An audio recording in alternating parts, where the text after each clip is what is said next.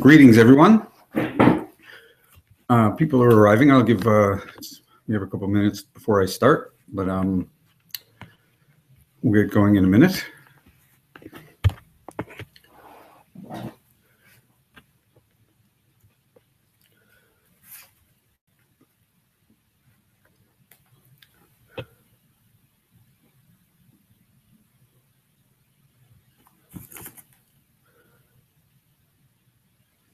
Okay, according to my excuse me, according to my clock, it's 2 o'clock, so I'll get started. Welcome, everybody.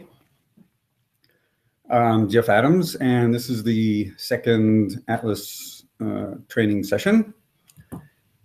And we're going to talk about some, I'm working up towards understanding parameters of representations, and hopefully we'll get to some of that today. So I wanted to start by first taking a quick look at the Atlas website. So here we are. So I just wanted to point out that we're improving the website. I should say we're adding content to it. And there are more helpful things there about the software. So let me go, for example, if the main place to look is under the software link. There are a few extra down here. So if you go down towards the bottom to instructional videos, this is where you'll find the, well, in particular, the recordings of the first training sessions. That's this one, session 1, part A and B. And then there are also some other videos which we've created. But first, let's just take a quick look at the first session. So this was from last week, and what we have here is a recording of the session, which you can play. And also there's a recording of the terminal window output. So I'll click on that, and you'll see all of the commands that I gave and such can be found in this window.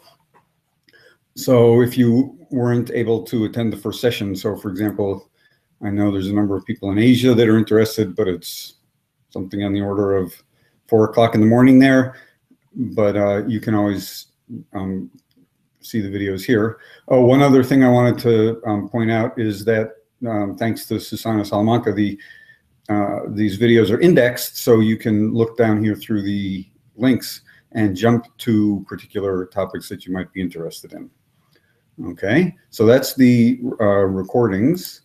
And there's also, I've made a couple of other videos, and one of them is about the startup options, which is how you start up the software and tell it to find the scripts that it needs. And something I'm going to be talking about today is this issue about changing coordinates. And this is a question that's come up a lot, and I thought it would be worth making a little video about it. So that's found here. And I'm going to touch on that briefly today, but if you want more detail, I recommend this video. And I'll be creating other videos and posting them here as time goes by. So let's go back. Oh, sorry. I want to show you one or two other things first before I leave the web page. So the online training page, I assume you've all been there. I wonder if we're going to get some kind of strange video feedback if I click on that. I'd better not. The this is the page with the information about the online training. And there are also two other pages. Let me go home. And there's the question and answers forum.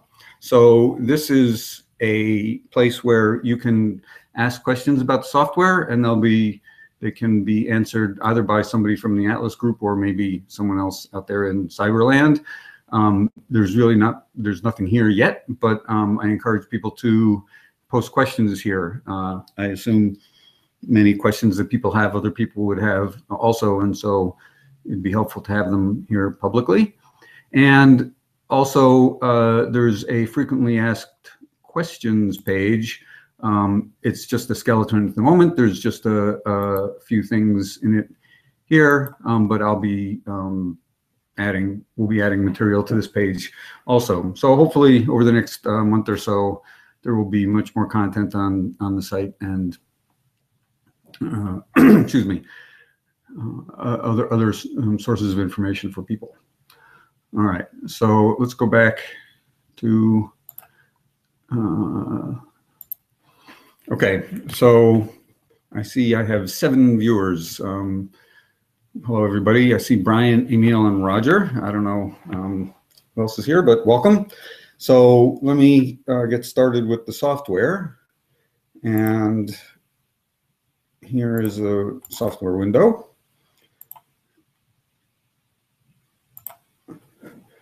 Okay, so you should be seeing the software commands. This is the software window, and I'm counting on somebody to tell me in the questions if that's not correct, or if you can't hear me, or if there's any other technical problems. Okay, so I wanted to start off by answering a couple of questions that came up last time. In particular, is one about coordinates. And let me do an example of that. So I've loaded some of the Atlas packages already. I don't need to do that. I'm going to set RD to be the simply connected root datum of type C2. And I'm going to look at the simple roots of RD. And as we discussed last time, these aren't the simple roots that you would like. And I'd been thinking about doing this for a while, and the questions a couple weeks ago prompted me to just go ahead and do it, which is to write a little script file which has the change of basis matrix for this. So the idea is the following.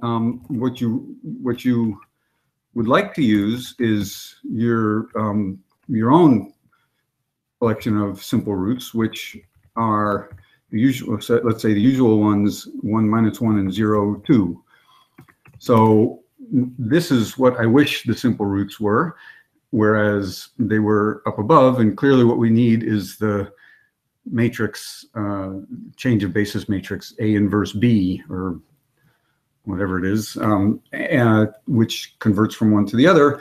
And you could do that by hand, but of course, it's better just to have a little script to do it, and that's in this file, coordinates.at. So I'm going to load that. And one of the main commands in there is set C is change basis integral for this root datum A, and I get this matrix C. And this matrix C is the one which changes the simple roots of the root system into my preferred roots, which is to say A. And so, for example, if you have something in the coordinates that the software has told you, for example, rho of the root system, well, it's simply connected, so these are fundamental weight coordinates. And if you want to convert it, you just multiply it on the left by C. Okay? All right, somebody asked which files did I already load. That's a good question. And for what I'm doing here, almost nothing except for this file coordinates. I did load, basic is always loaded, and you should always or usually load groups and Lee types. And I think for what I'm doing here, those are the files that I loaded. And then also coordinates. Now, I should say that the coordinates AT file is not something that people have. I just wrote it. So let me take a quick timeout and show you where to find it. So I'm going to go back, sorry for a second, to the website and point one other thing out to everybody, which is that in the software download page, I assume many people have been there, there's all these versions of the software labeled 0.6. Well, the Atlas scripts change a little bit more frequently because those are not really core components of the software. They're loaded afterwards. And so what I've done is I've put the latest version just of the Atlas scripts here at the very top. And so you can download this file and replace your Atlas scripts directory with the contents of this one and go on your way. You don't need to recompile the software or anything like that. Now, every once in a while, there will be a new version where you do need to recompile it, but quite often, if there are small changes to these Atlas scripts, you'll find them here. In particular, coordinates.at is found in here. Okay, so let's go back to the software window. I think it was this one. Let's see. Okay, so now I mentioned last time that if you define the group as SP4, it has the nice simple roots. So in this example, the little construction that I just did wasn't so necessary, but often it is. And let me give you an example of that. Let's say G is equal to SL3R, and look at the simple roots of G. And again, they're a little bit strange. What I'd like is the usual coordinates, 1, -1, 0, 0, 1, -1. And notice it's not square.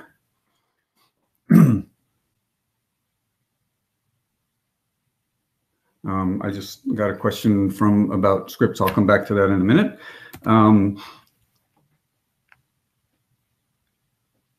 So here's my matrix A, and notice it's not square. So this is the simple roots of, well, there are two simple roots, 1, -1, 0, and 0, 1, -1, but they happen to have 3 coordinates. And let's set C to be the change of basis integral matrix for G to A. And I'm going to get a complaint. Oh boy, what does it say? Blah, blah, blah. Something's not integral.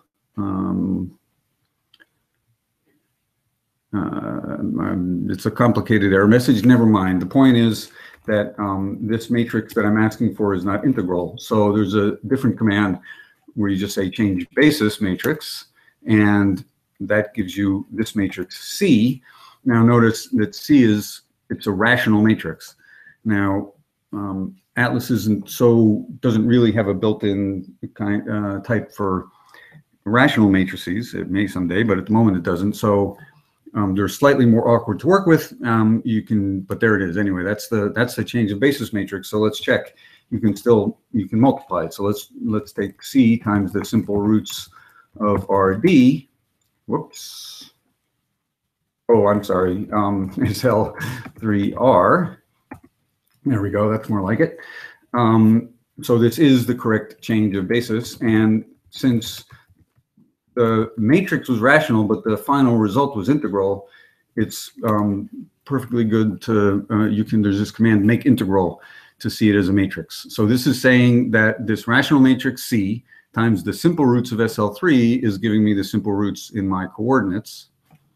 And so, for example, let's look at row of SL3R, whatever. If you multiply it on the left by C, you get row in the usual coordinates. Okay. There's also an inverse matrix going the opposite way. There's D, I call it D is inverse change of basis for this group and A. And D times C, I believe, is the identity. So there's a little bit of interesting linear algebra here. There's some left and right inverses, and I recommend you look in the coordinates.at file if you want to learn more about this, and also watch the video. Okay, excuse me. The one other thing I wanted to address, before I do that, Bern asked, or Brian, which is the asker here? Yeah, so Bern asked, you always enter matrices column by column. That's correct. And Brian asked, replacing your scripts directory is dangerous. Yes, you shouldn't just replace it if you have some of your own scripts in there. Probably what you should do is, well, deal with it. Keep your own scripts in a different directory or whatever. Yes, you understand the issue. You should keep track of that. Okay. All right. So the other question I wanted to address was about cartons of different real forms. So let's do an example. Let's set G is equal to SO54, and let's look at the number of carton classes of G is 9. And last time I observed that if you set G is equal to SO90, and the number of carton classes is also 9, which is a little bit misleading. This is the number of cartons of the inner class. And so how do you find out which cartons live in a particular real form? And that's found in the occurrence matrix of G.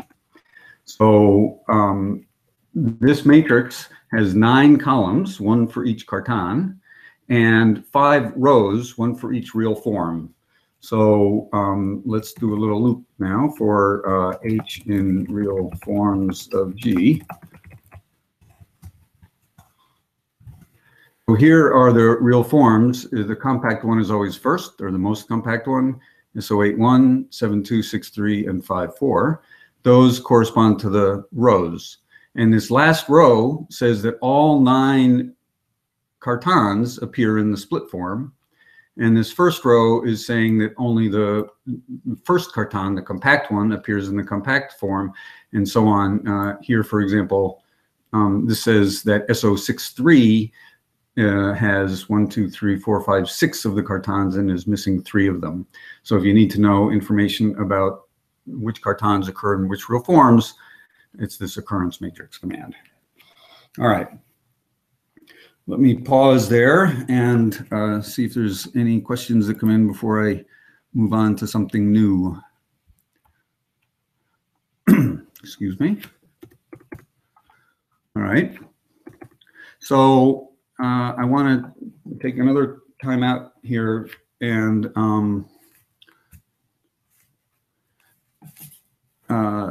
talk a little bit about parameters, a little background. So the basic object in Atlas is a parameter, and the parameter space, there's a parameter space of parameters. It parameterizes for each parameter P.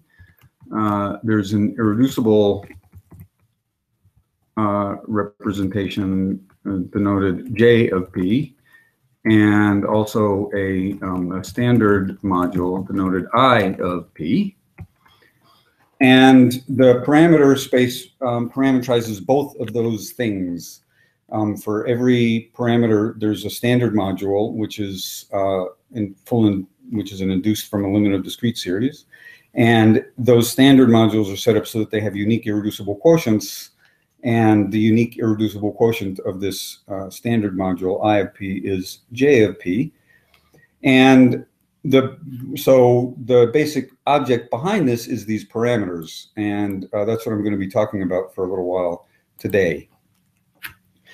Excuse me. So I want to take another look at another window here. So let's pause this and go share. Where is it? I think it's this right here. That's what I want. So, so this is a page from my paper with Falco Decloux called Algorithms for Representations of Real Groups. And it has the following version of the Langlands classification, here. And it says the following. So we have a real group G of R, and we look at these pairs H of R, which is a Cartan subgroup, and a character of the Cartan. And we're interested in all of the representations with a fixed infinitesimal character, which I will denote lambda by the Harish-Chandra homomorphism. And the one version of the Langlands classification says the following. On the left-hand side is this set, which is the set of irreducible representations of this real group G with infinitesimal character lambda. And there's a bijection between that and this set C, which is here, which is to say, well, it's a little hard to read if I do that, so let me just show you up here. It's the set of pairs, a Cartan subgroup and a character of the Cartan subgroup, such that the differential is lambda. Well, lambda is only defined up to the Wahl group, so it's, or up to conjugacy by GC, so that's the right way to say it. It's the set of pairs Cartan subgroup chi, and those pairs defined up to conjugation by G of R. Okay, and the theorem says, well, there's two technical assumptions here, which I'm not going to worry about. G of C is acceptable. So, for example, if it's semi-simple and simply connected, that holds. And lambda is regular. Now, that's an important constraint. Otherwise, this theorem is not true. But at least for regular infinitesimal character, it is. And so what this says is that in order to understand the collection of representations with a given infinitesimal character, what you need is to understand two things. You need to understand the Cartan subgroups up to conjugacy and their characters. Okay, so with that as background, I'm going to look at some of these things using the software. So let's go back to my software window, which is probably here. No, nice guess, but not correct. Where is my software window? My software window is maybe here. There we go.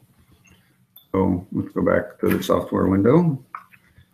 I trust that's what you're seeing. Okay. So what that says is that in order to understand representations of a real group, but the starting point is really representations of tori. So I'm going to spend a little bit of time talking about that, and then come back to the groups. But sorry, before I do that, I wanted to do an example. So let's look at the following example. Let's look at SL2R, and let's look at representations with infinitesimal character rho. So the basic case of all of this stuff is always rho. If you're looking for the sort of first case to do, you should look at infinitesimal character rho. Okay, so the question is, how many irreducible representations of SL2R are there with infinitesimal character rho? Well, according to the theorem, we have to look at pairs, Cartan and character. So the Cartans, there are two. There's the compact Cartan, which is the circle, and there's the split Cartan, which is a copy of our cross. So up to conjugacy, there are two Cartans. And so for the compact Cartan, there's e to the I theta, so to speak, and e to the minus I theta. So in the usual coordinates, rho is equal to 1, and we're talking about e to the I k theta with k is equal to 1. And these two characters are not conjugate. The Wahl group element, which minus one is not in a Wahl group of the compact Cartan. So we get two characters, e to the I theta and e to the minus I theta. And how about on the split Cartan, which is R cross? Well, what are the characters of R cross with differential 1? There's x, and there's absolute value of x, and there's x inverse, and there's absolute value of x inverse. Okay. And just to remind you, x, you can think of this as being sine of x times x. Whoops, let's close the comment. And now on the minus 1 is in the Wahl group of A. So x and x inverse are the same, are related by the Wahl group. So there are really only two. There's x and absolute value of x. Okay. So the answer to the question was 4. 2 from T and 2 from A. All right. So let's actually look at those representations. So there's a nice command called parameters is equal to all parameters gamma of I forget if I set V is equal to SL2R, but let's do it here, and 1.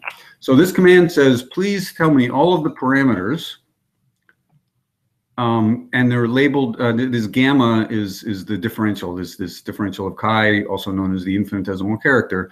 Please tell me all of the irreducible representations, or all the parameters for irreducibles of SL2R with infinitesimal character rho, which is 1. And we see, whoops, there are 4 of them, and let's look at them for P in, whoops. So there are 4 parameters, and this is the mysterious Atlas notation, which I'm going to be explaining. Each parameter is labeled by a triple x, lambda, and nu. And x is 0, 1, 2, 2, and then there's lambdas and there's nus. So I'm not going to try and explain these 4 right now. I'll come back to that. But for those of you who've thought about this sort of thing, what are these representations? Well, there's, excuse me, there's 2 discrete series. There are 2 discrete series coming from T. And there's also the trivial representation, and there's also an irreducible principal series, and those latter 2 are coming from A. Okay, but I'll come back to go over that.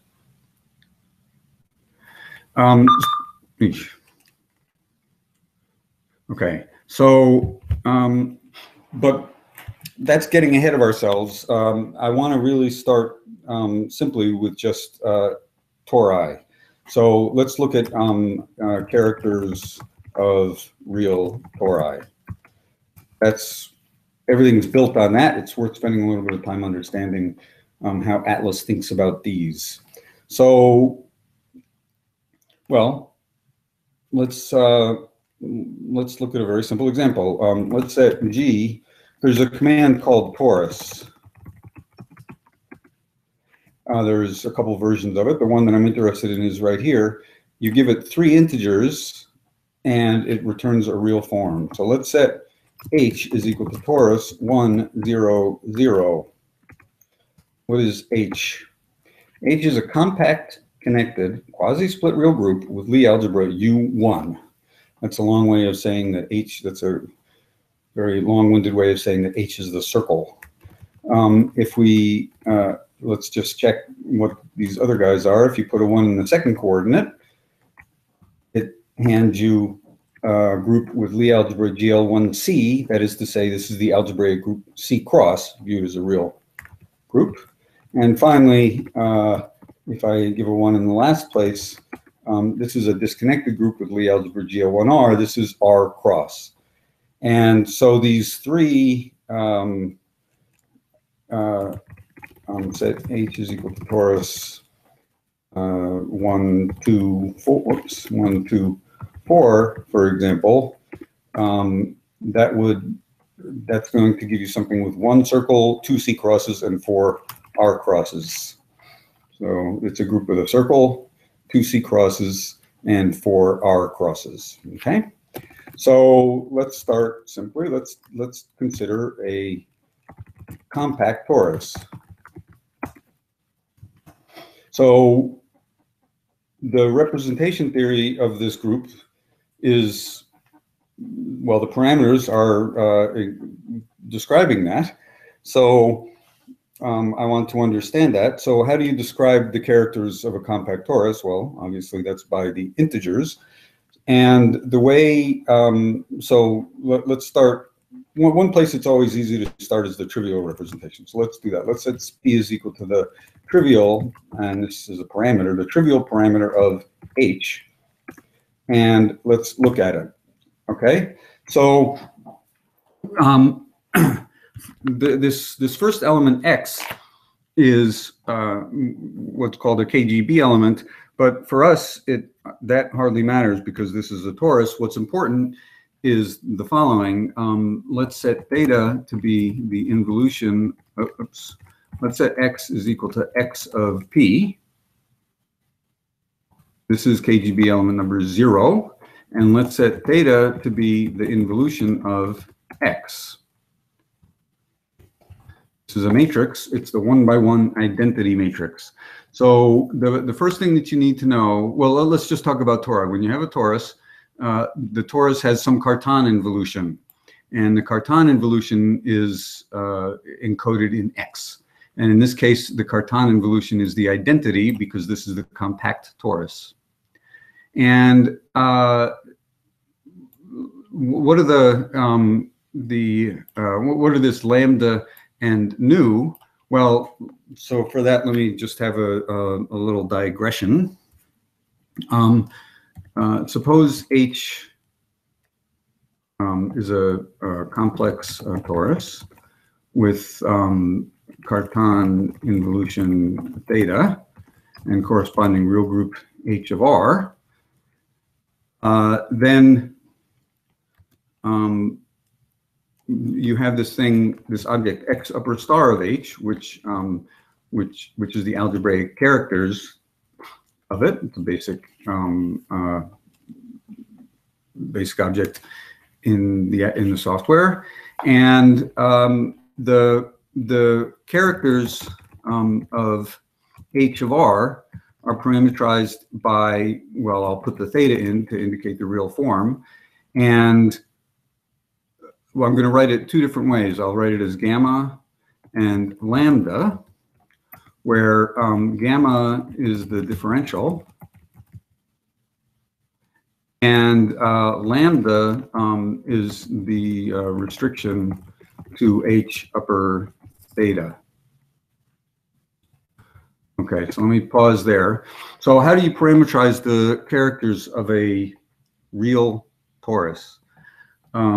It's not connected. The real points are not necessarily connected. So you need to do, well, one way to say it is you need to specify the differential of that character, and then also a little bit of extra information having to do with disconnectedness, and that's encoded by this character restricted to H upper theta.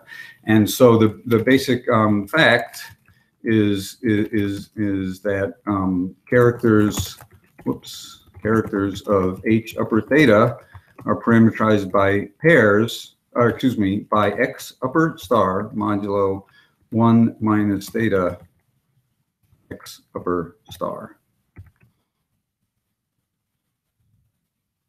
Okay, so this is a fundamental object which comes up in the software all the time. It's this quotient of lattices. X upper star is a lattice. It's some product of z's, z to the n, and you're modding out by this this sublattice 1 minus theta x upper star, and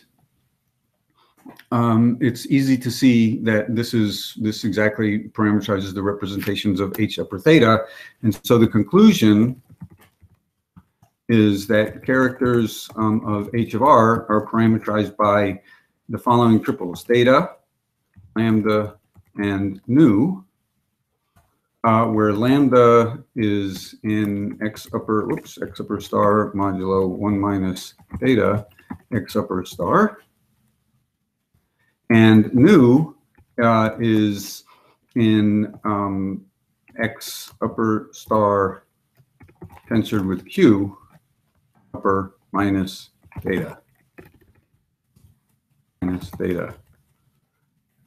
Okay, so whoops. Look. Okay, so what is this saying here? The this nu is telling you lambda is telling you the character on h upper theta, and nu is telling you the character on the Lie algebra of A, which is to say h upper minus theta. Oops.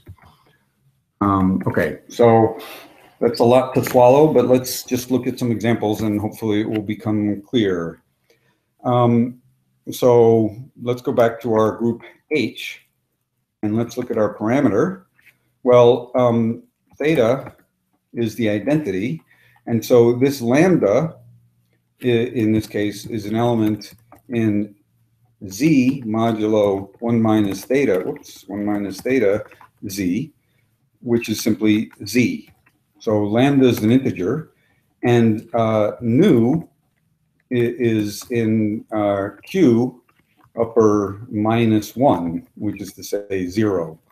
So the characters of a compact torus are given by this this x. There's x equals 0, and then lambda is an integer, and nu is equal to 0, and that's the usual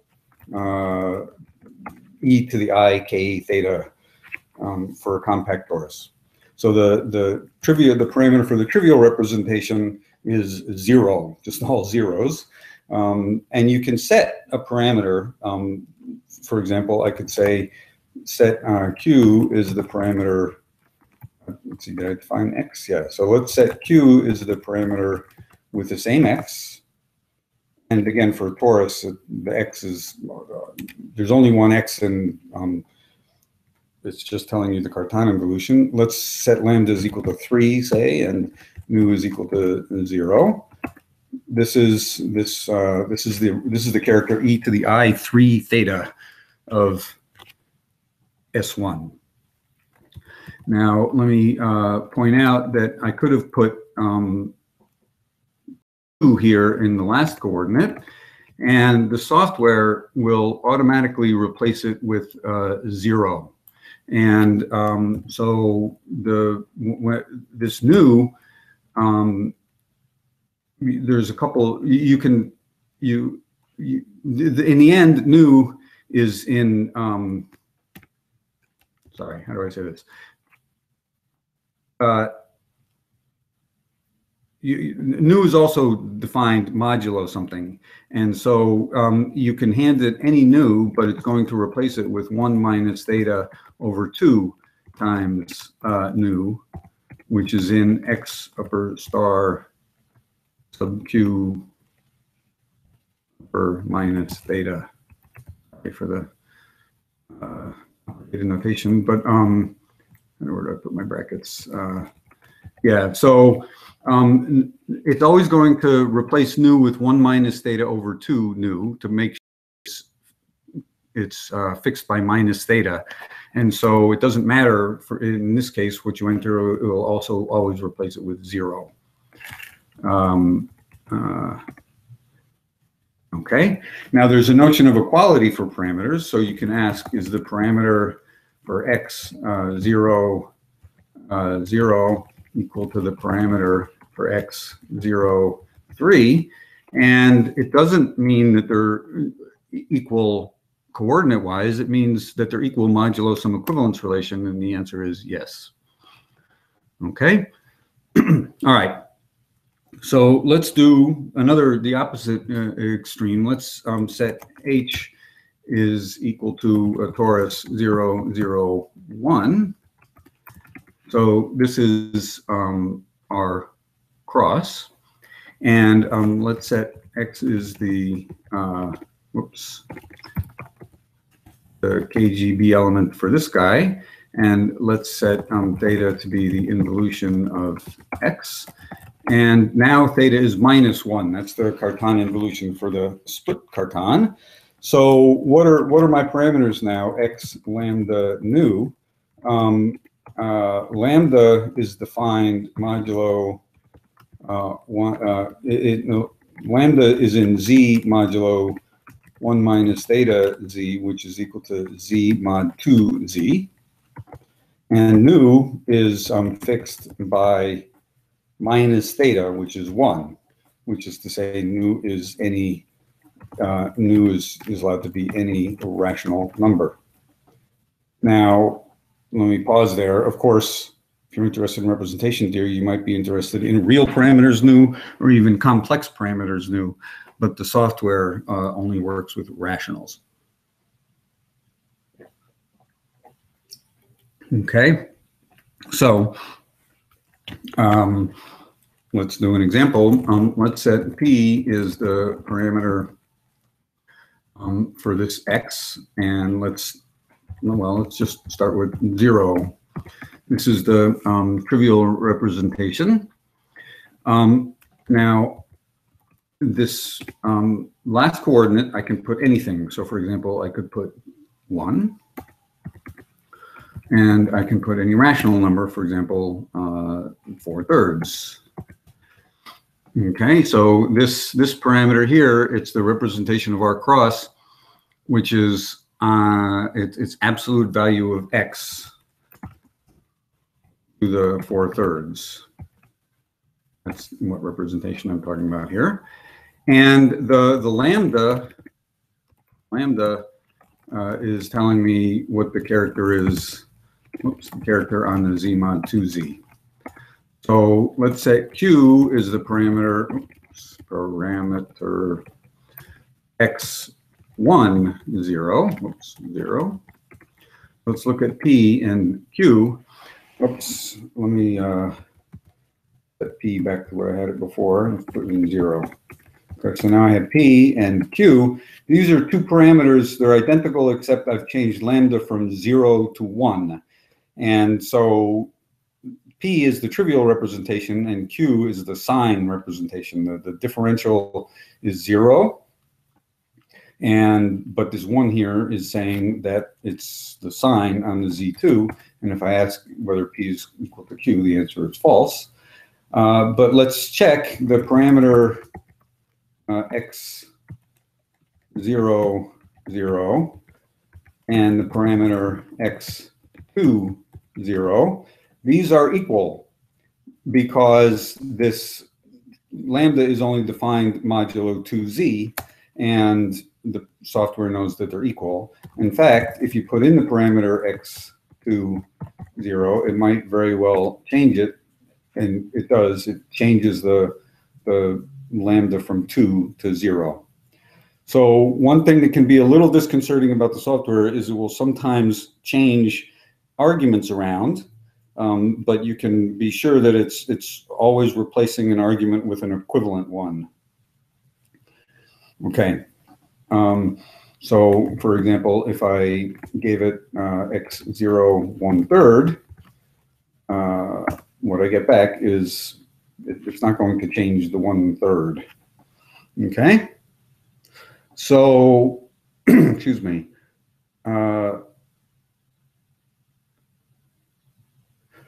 Well, let's look at one slightly more complicated example. Let's set H is equal to a torus, which is a copy of GL1C. Okay, so let's see now. Well, let's set P is equal to the trivial of H and look at P. Well, of course, it's all zeros, but notice now that this has two coordinates because C cross is ranked as a real group. It's rank 2. It's locally S1 cross R. It's S1 cross R plus or S1 cross R cross. So the parameters for this group, X equals X of P. Let's set theta to be the involution of X. And now what is theta? So theta is the thing which switches the two coordinates, the usual Cartan involution for the complex group. And so, for example, if I say P is parameter X, let's take lambda to be 0, but let's see, what about nu?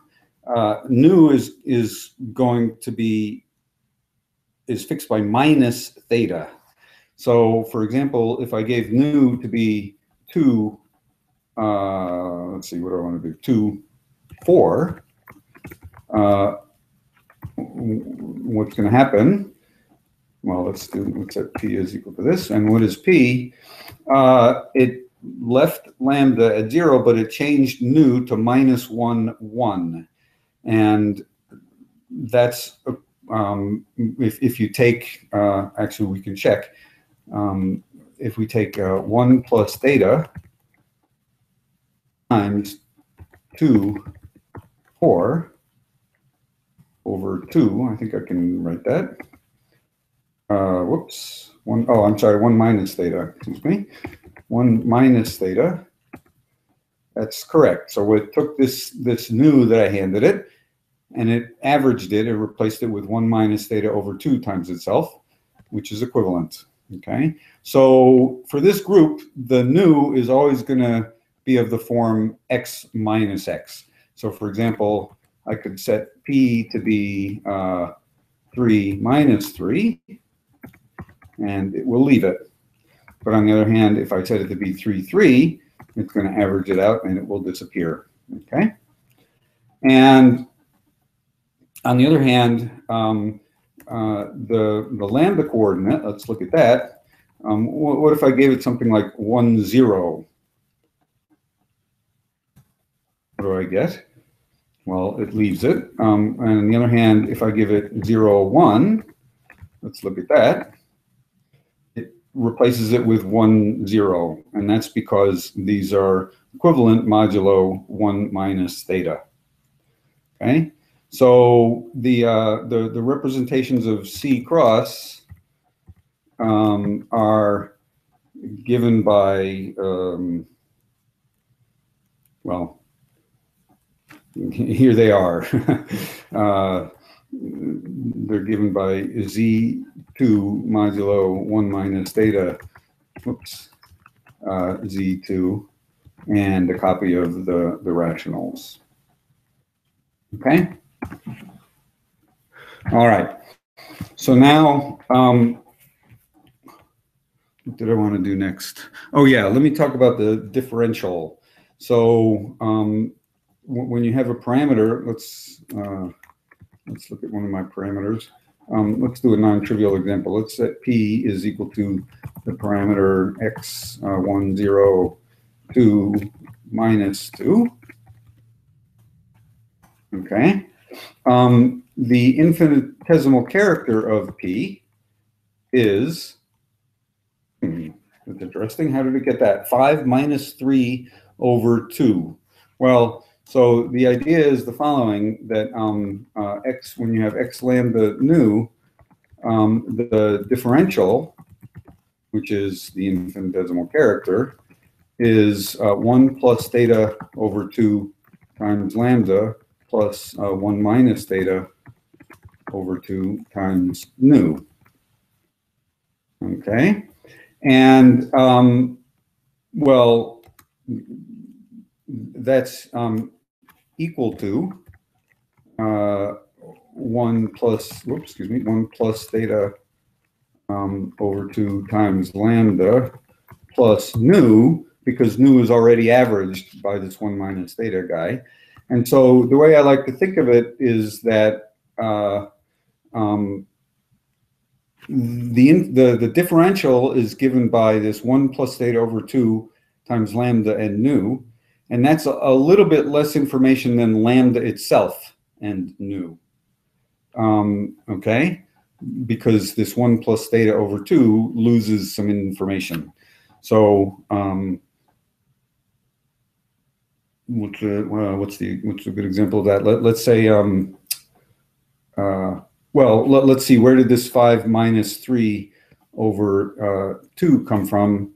I don't know, I guess 1 plus theta times lambda of p over 2 is this.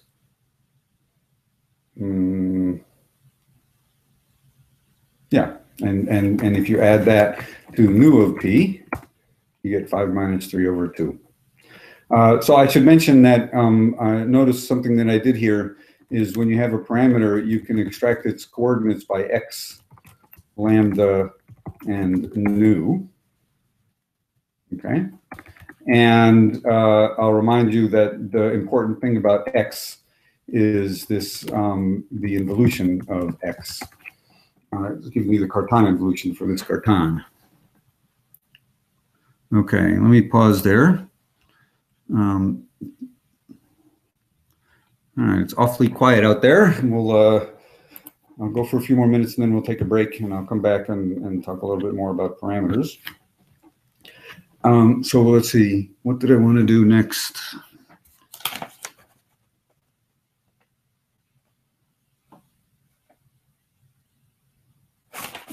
So let's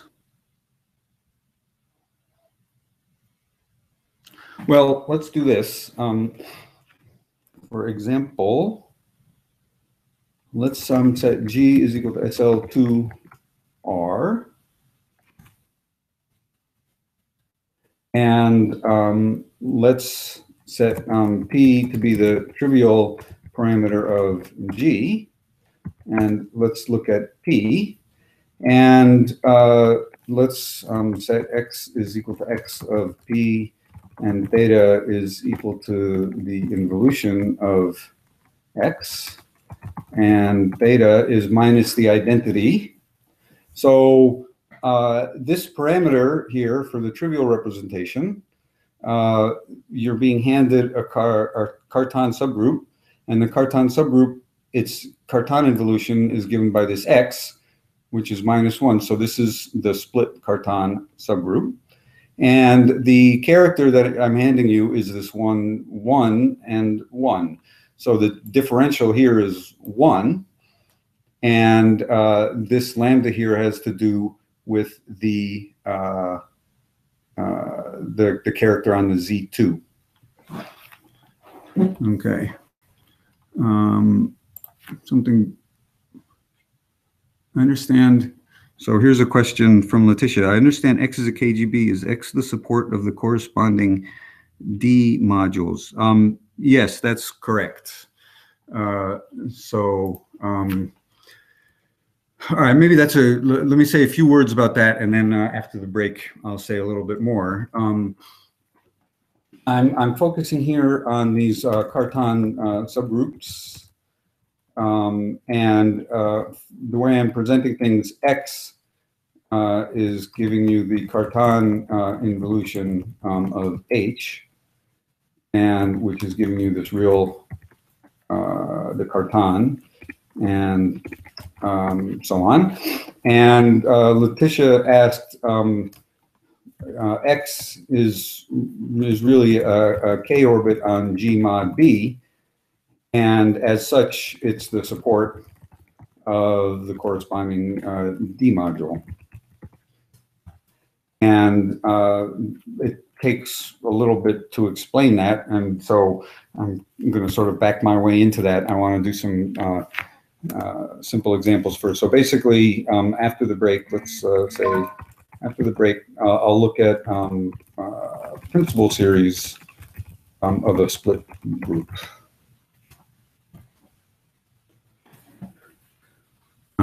Okay, so I think that's a good place to pause. I'll take a 5-minute break, and I'll come back and I'll continue with that.